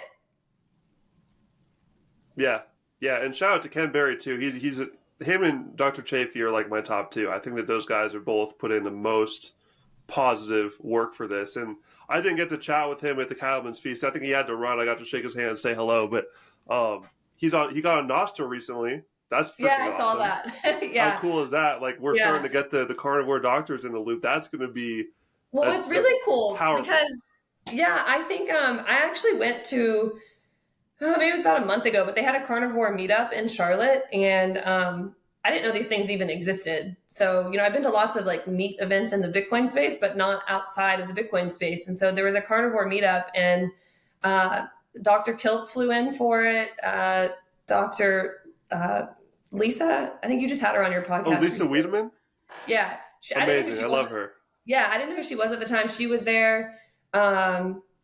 She might be the most underrated like carnivore doctor out there. Like, she is fantastic. She's so good. Yeah, I listened to most of the podcast you had with her, but I didn't get to listen to the second half, which I really wanted to listen to about eyes, because like my grandmother had macular degeneration. And I think like it's that they say I have like one of the genes for it. So I wanted to listen to what she had to say about it. But they all flew into Charlotte, and I guess these meetups happen in all different kinds of cities. And they really just were there to talk to people, and people were just telling their health stories, kind of like I just did. And it was honestly, like, I didn't know what age group would be there. And it was a lot of older people that were there, which I thought was interesting. I told my parents, I wish they would have come, but it was insane. The amount of weight people had lost, but then down to like so many other things like that. Their brain fog got better, and people like in their 60s started doing these new tasks and everything. And they just felt so great. And it was just so inspiring. And it was also kind of neat to go to an event outside of the Bitcoin space, because you get a whole different group of people. And also just thinking like I thought like a really cool way to bridge the gap too, because these people have already found the truth in one realm. And I think they'd be very open to the monetary system as well. So it's cool to see like Dr. Kim Berry getting on Nostr too. It's such a perfect bridge, because it doesn't matter which of these subjects you realize you were lied to about everything on. Once you have one done, it breaks the seal, and then you're ready for more. Because there's so many things out there that we're realizing are all just based on lies. And there is a pretty solid pipeline of Bitcoiners becoming carnivores, but there is hardly any pipeline I've noticed from carnivores becoming Bitcoiners. So I'm trying to like help that happen more. Like on the top of the whycarnivore.com site, I have the Bitcoin logo on the top, so they can go to my other website, whybitcoinonly.com, so they can learn about Bitcoin. And there's like a whole section on there also just kind of, about like why Bitcoin is a really big deal for solving this problem we're in of the fiat food complex that we're in. And I really recommend people look into the work of Matthew Leshak. He does an amazing job talking about that. I did an episode with him just explaining how the government is very incentivized to support these big pharma and big food industries who are feeding people garbage, because it's much more scalable and manipulable to move the numbers around and hide the inflation and this industrial crap. You can't hide inflation when you actually create real food. It takes work that requires raising cows and a whole process. So that will continue to actually reflect the real price that it takes to make it. But for all the cheap Cheetos and Beyond Burgers and little crap snacks, those are industrialized. Those are like an assembly line. It can be, super high margin. And so there's this massive just conglomeration of the fake food companies and the big pharma who profits from the sickness, and the government who benefits from less people knowing how bad inflation is and people not rioting over the fiat system. So we are up against a large entity of evil, but we have memes and we have Nostr and we have awesome people with great stories to share. So I feel good about our chances. I'm optimistic.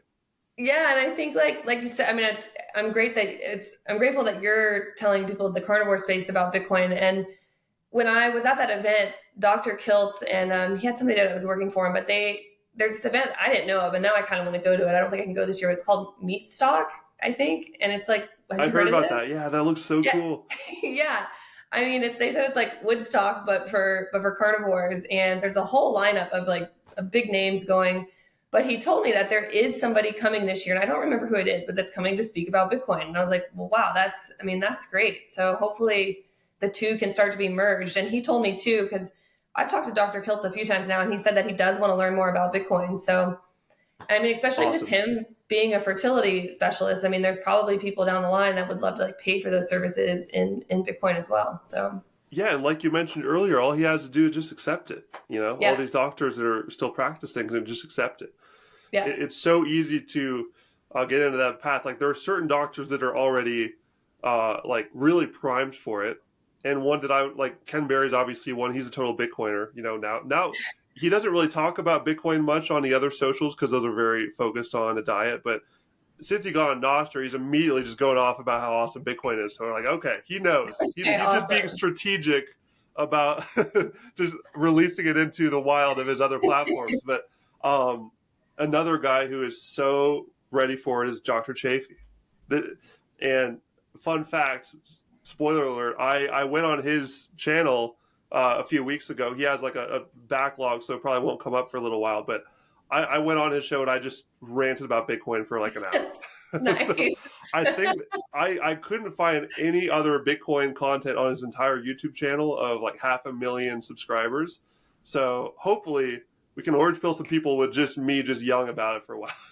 Yeah, I don't know when that's going to come up, but I'll put it on my podcast too so people can listen. Hopefully I did a good job and I, successfully bridged some people over because the people are ready. The carnivores are so ready. And you can sort of sense that like a lot of the carnivore community is, I mean, it's tough to generalize on this, I guess, but some of them are just sort of fatigued from just talking about meat for years and years and years. They kind of want something else to grab onto and angle their passion toward because you gain all this energy on carnivore. And like you said, like brain fog, for me, I didn't even know I had brain fog, but since going carnivore, my mental sharpness and my energy and my motivation has just gone through the roof. And so I want to have all these different things to work on all the time. And a lot of other carnivores are in the same boat, and they want some more stuff to work on and more rabbit holes to go down. And Bitcoin is such an amazing one because there's so many parallels between the two, and it starts filling in the bigger picture of the fight that we're in and how we win. So super exciting.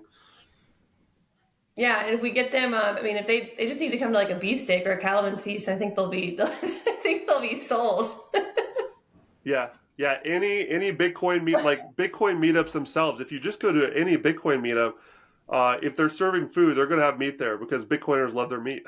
Yeah. I remember when I went to my first one in Austin, Texas, which is like a great place to have your first one. There's a lot of Bitcoin community there. It was just piles of meat on a table. So that was one of the first touch points I had with like, like these Bitcoiners keep being right about all these other things. Maybe I should try this out.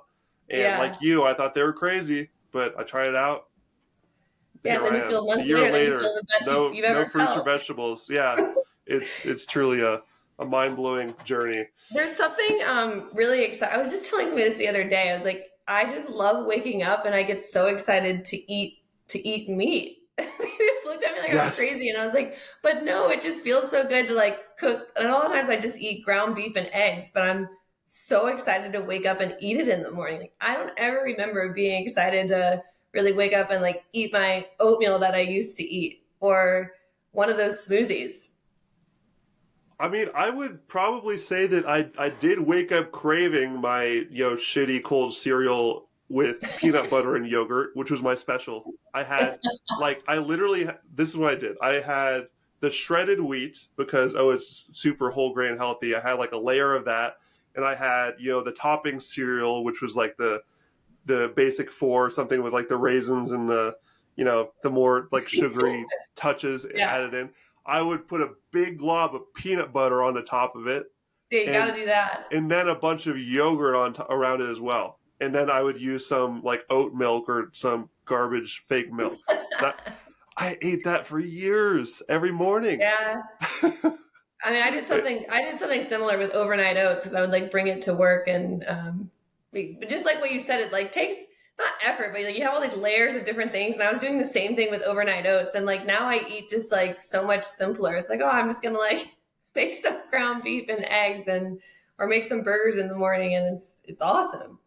And people who are listening and think that sounds like boring, like how could we possibly be excited to eat meat every day? It's the same thing. Your taste buds change. Oh So yeah. that those cravings for the carbs go away after those first few weeks. And like you mentioned, those the first 2 weeks are pretty brutal. Yeah. Me and my friend who I was doing it with, he was craving soda really bad. I was craving the oldest vice for me is mac and cheese. That was the one I just devoured when I was younger. I loved my box of Annie's mac and cheese, and I would put extra cheese on top. For me, that was hard. And everyone has sort of different craving that it is do, difficult to kick. But the do first you couple of weeks are the hardest, and then after that, you start to really enjoy the meat more and more. You start to really look oh forward to it every day, and all of a sudden, like as you're feeling healthier and your body is getting nourished, it's you want that steak. I'm excited for my steak every single evening now for dinner. yeah. Do you do like, are you pretty strict carnivore, or do you ever eat mac and cheese now? I'm like 99%. I haven't had mac and cheese for over a year. Every once the sort of decider for me is whether if I'm going to cheat or not is like, is this like a life experience I'll look back on with a fond memory? Yeah. And that's kind of Yeah. what I've sort of came down to. The example I always use is, not too long ago, I was at a Mexican friend's birthday party in Cancun, and he has like a really beautiful penthouse suite with this view of the city. And we're popping champagne, and I'm not going to say no in that situation, you know. Yeah. And another one where we were hiking in the woods here in San Cristobal, another part of Mexico, and we got to the top of this epic view hike, and we had a beer, you know. So Yeah. like, there's certain situations where I will sacrifice the health temporarily, understand maybe I'm going to feel a little bit less than optimal the next day, but just being honest with myself that this is a trade of health for a momentary pleasure. You know, I think that's where I've kind of settled. Yeah.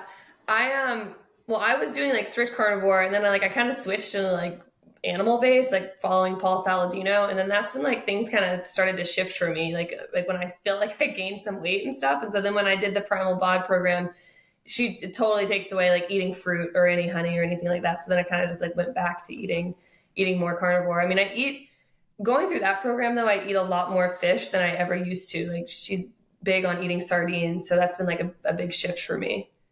But also I've never been great a because you can seafood just guy. Yeah, yeah, it's well, I mean, it's interesting. great like when you are traveling because you can take sardines like anywhere. So it was actually we when I was in Nashville for the Bitcoin conference, like I one day I had like no time to like eat dinner, and I was like, well, I'm just gonna eat these sardines. And like it was actually pretty great.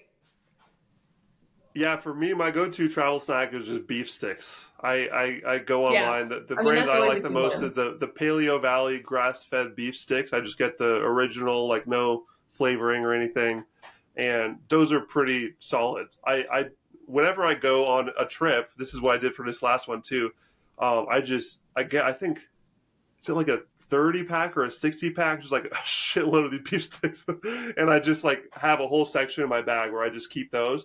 And they're perfect for just like travel days or, when you have like some uncertainty between places. Because when you're moving around, especially a place where I'm at, like I'm in a very poor part of Mexico where it's not easy to find meat. So sometimes you're going to need some holdover if you're not willing to fast. And you can fast on this diet too. Like you could easily just Yeah. like take 2 or 3 days off without any trouble. So you can do that as well. But if you like to just have like some protein here and there, like the beef sticks are also a good solid option. Yeah, I was gonna ask you if you had any issues because I know you travel a lot because that's what it's so funny when people are like I go on trips with people are like, but what are you gonna do? Like, what are you gonna eat? Like, well, I'm pretty sure most places have meat and seafood. Like, I think I'll be fine. But have you had issues traveling, like finding meat and then finding like good quality meat?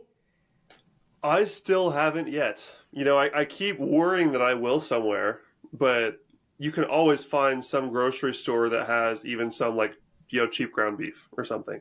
Um, the Yeah. place where it was probably the most difficult for me was when I was in Oaxaca, and I had a talk with Dr. Fernando Morales recently. I have a second episode with him coming out soon, And we talked a lot about Mexico in particular, how different parts of Mexico are very different when it comes to meat. The northern side loves meat. They have lots of meat. It's everywhere. But the southern side doesn't. And the southern side is much poorer. They are much less healthy. They have like this more of a cultural connection with corn, which is quite interesting. Like their religion even is like based around like corn and wheat. So they eat a Okay. lot of that and very little meat in their diet. So it's hard. It's more difficult to find and it's more expensive. So uh, it wasn't unnatural for me to go to a grocery store and literally clean a place out for just myself, which was Yeah. like I felt bad doing this, but like I need my meat. So I'd go and Yeah. literally just get the whole shelf and basically just scoop it all into my cart because I needed it. And uh, very usually it's difficult. It can be difficult to find fatty meat. That can be difficult. For that, I just add more butter, and I just get because Yeah. there's butter everywhere. Make sure you don't get the fake margarine Yeah. or Fake garbage because butter. that is also all over Mexico. Like there, and it's kind of terrifying. It's becoming a larger and larger percentage of that fridge shelf. You know, more and more fake crap, and the seed oil Yeah. shelves go like a mile down the store. They have just like infinite seed oils. Everyone's cart has a bottle of seed oils. Um, there there are problems here in Mexico for sure, similar to the U.S. I think they're unfortunately close behind us in terms of like diet misconceptions, and you can see it. You can see Yeah. it. People are not healthy here. It's sad. Hopefully, we can help that.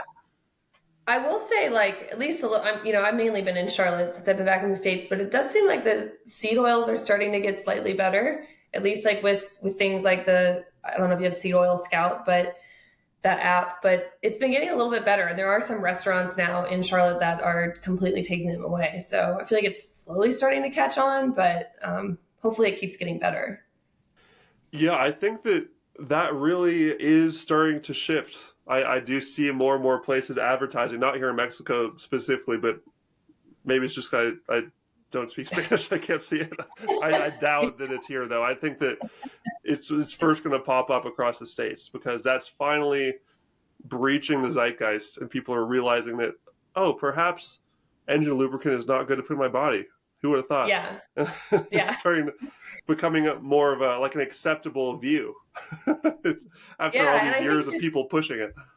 yeah. And I think like I think the app like Seed Oil Scout helps just because like the more people start asking these restaurants and they just keep getting bombarded and then people, because I do it sometimes. They say they have seed oils and like, okay, I'm not going to eat here. So Yeah, I'm optimistic here as well.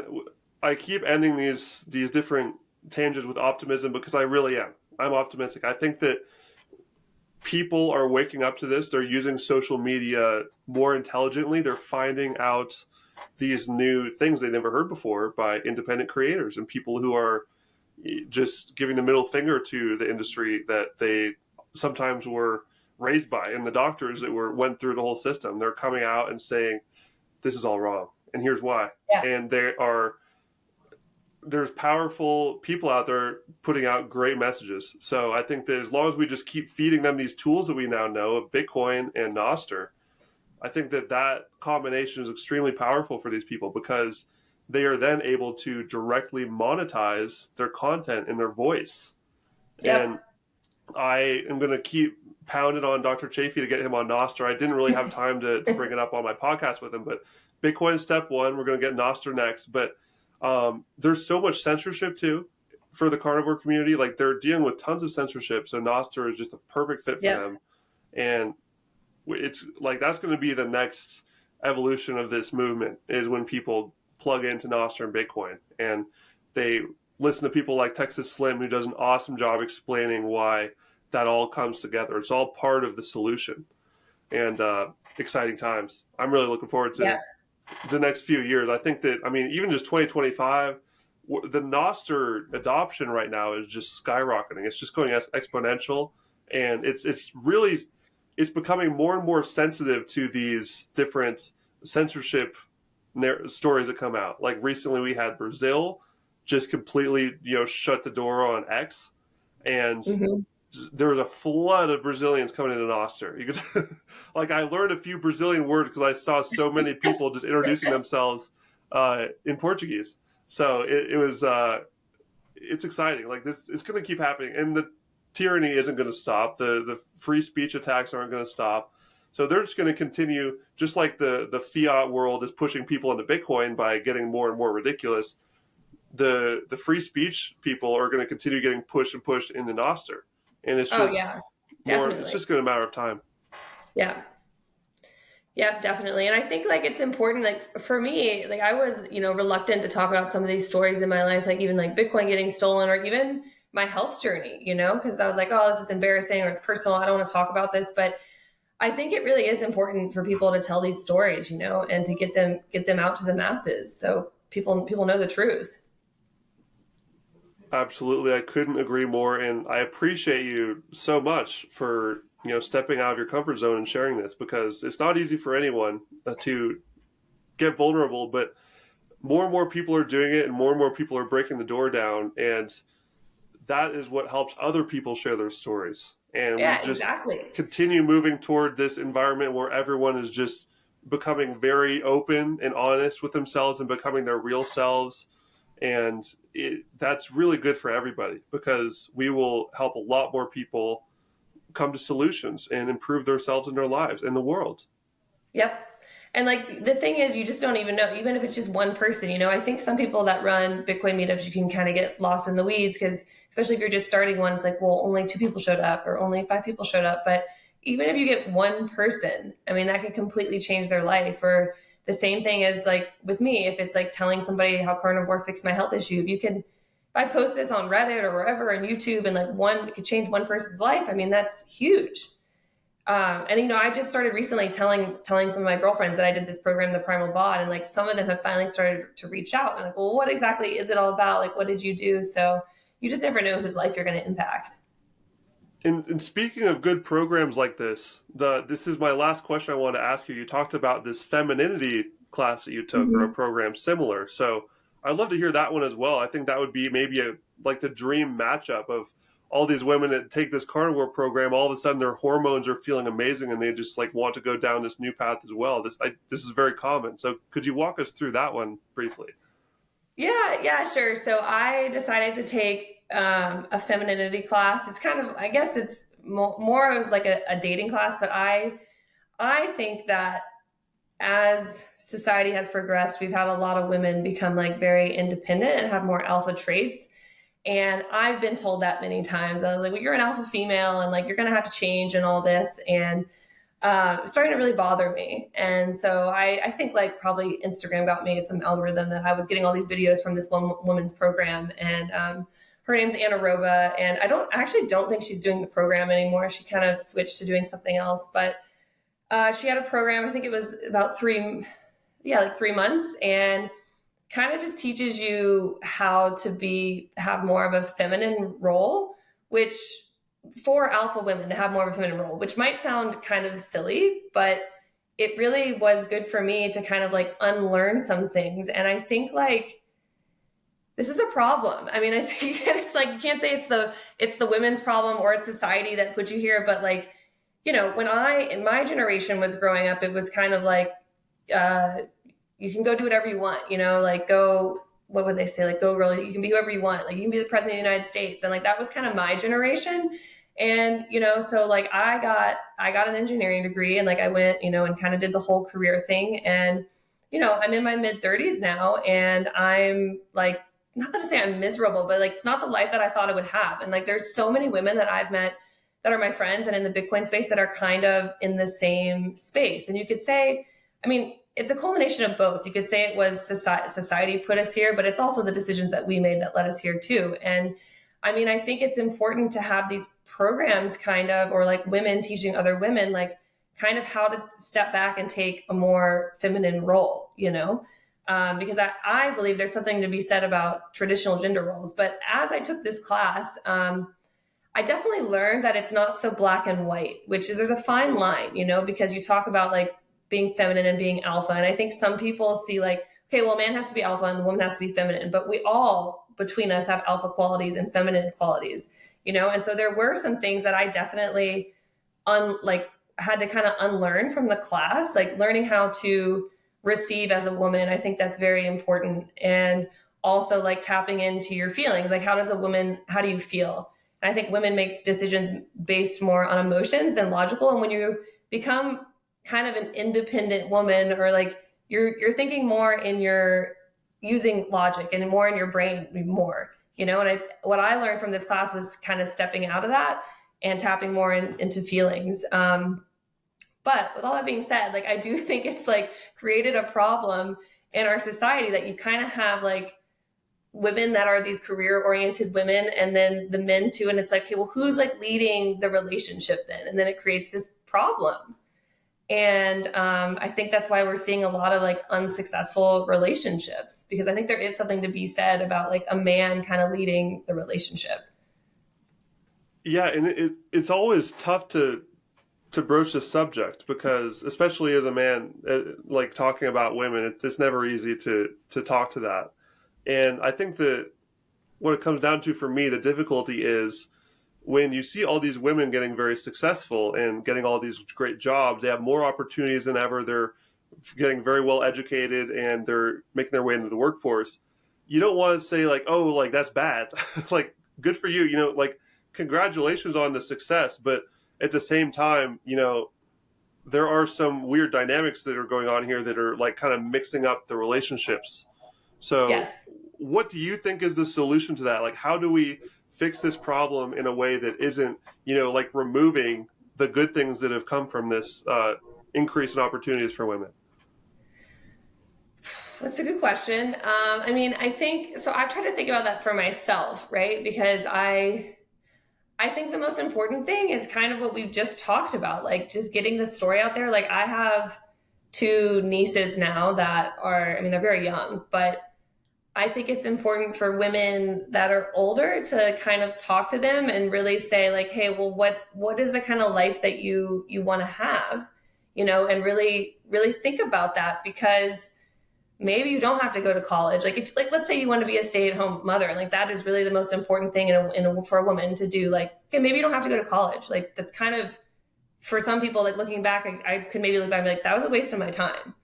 So I think just getting the word out about it and talking about it, which I do think is starting to happen more. Like you were saying earlier, I think people are starting to wake up, but it's also not to say, it's a fine line, because it's not to say like if you do want to be, you're some woman and you want to have your own business or do that, that's fine too. But I believe like to have a successful relationship, you kind of have to take a step back. Like you can put on your alpha hat if you want like to go and be boss babe, but then when you come home, you kind of need to remove that and be like, okay, I'm more feminine at home and taking a more of a backseat role. And, again, it's not so black and white. Like I've learned that people have different relationships, but that's just kind of like my thoughts on it, and really educating like the younger generation, so history kind of doesn't repeat itself. Yeah, and this is one of the things I talked about with Valerie yesterday. Is just how there is such a interesting like lines drawn in between each generation almost perfectly. Every generation has a very different energy about them. And you and I are millennials, right? You're a millennial, I'm assuming. Yeah, So when you sure. look at the from boomer to Gen X to millennial to Gen Z, um, women, like I feel like women are just all over the place in all of these. Like I Yeah, sort of see like a gradual degradation of men just becoming weaker and softer and more like, just playing video games, watching porn, eating junk food. yeah, That they've kind of been like steadily going downward, and women are just like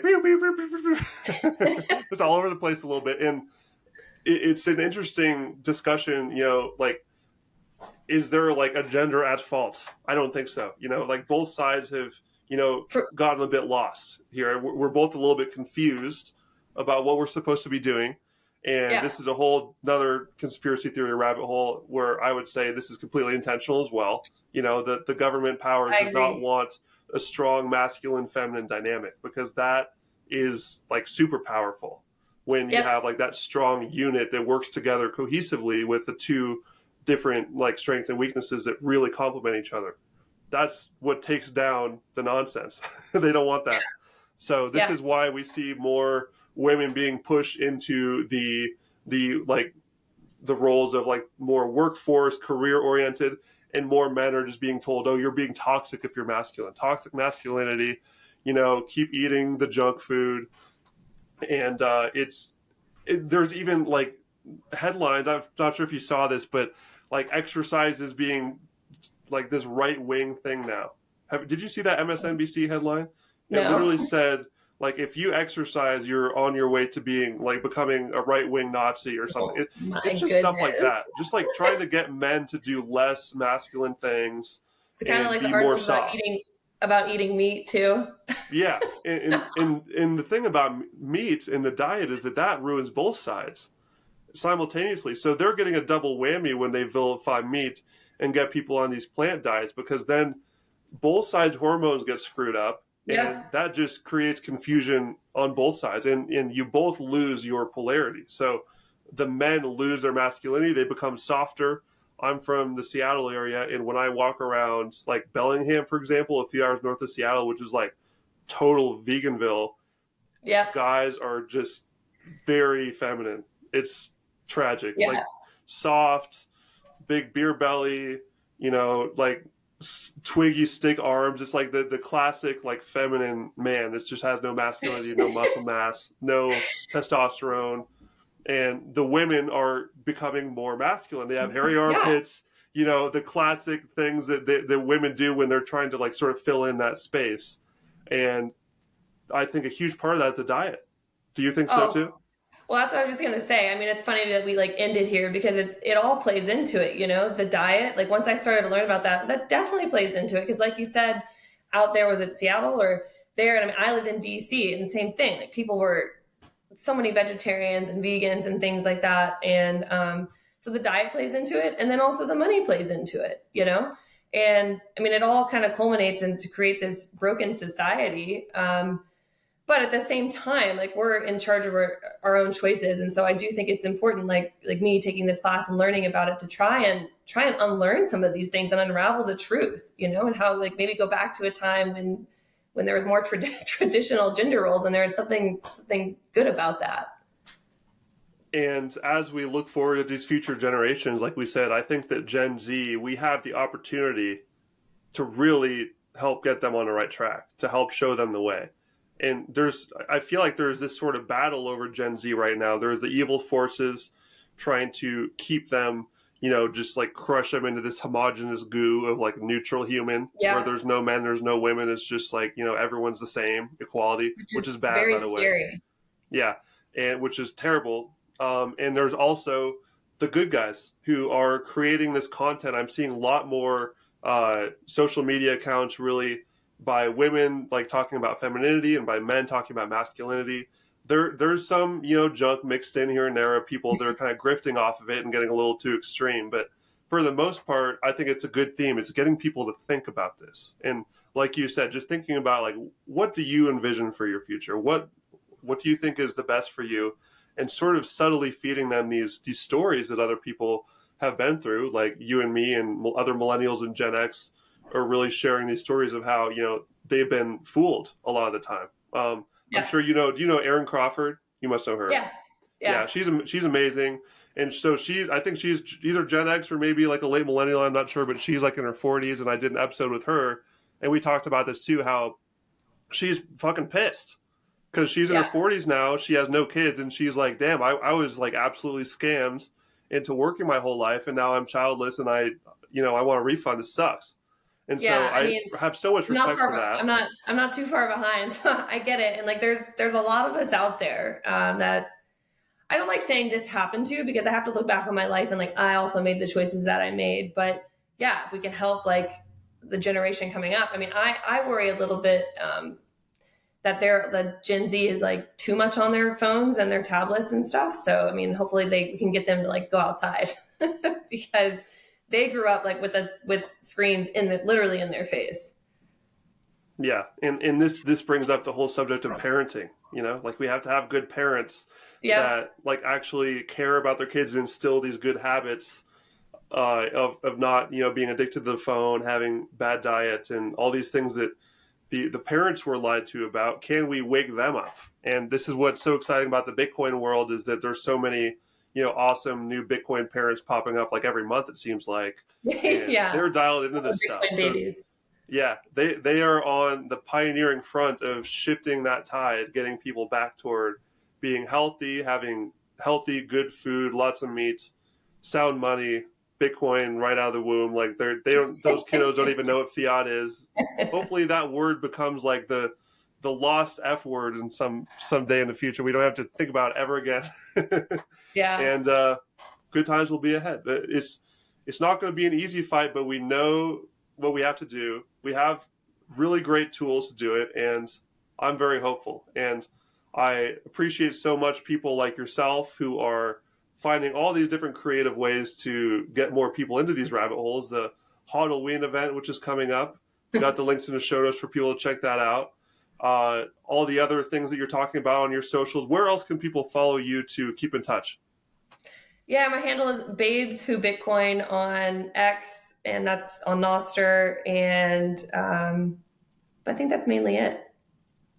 Fantastic. I had such a wonderful time chatting with you today, Liz. Of course, I thought this was going to be like a short little promo for Hodlween. It turns out to be almost 2 hours, which is the sign of an amazing conversation. So I appreciate you so much for joining me and talking about all of that, going through all these different subjects. It's been an absolute pleasure, and have a wonderful Hodlween. Hopefully I can come to one in the future. I really, I want to add that to my bucket list now. I think it's got to happen. Yeah, thanks so much for having me on. And yeah, if you can't come in person, you'll have to log on virtually then. Oh yeah, that's right. I'll do that. So is that zap.stream? Where can I find that? Yeah, it will be from our Halloween account on Okay. Nostr. So Okay. I'll put that in the show notes too so people can find that and follow along all the spooky goodness. So okay, yeah, looking I'll have forward to to it. end. I'll end on my quote: "Stay healthy, stack sats, and have fun." As simple as that, my friends. Love it. Love it. That's amazing. Perfect way to end it. Thank you so much, Liz. Have a wonderful rest of your day, and thank you again for chatting. You too. Thanks, Ben.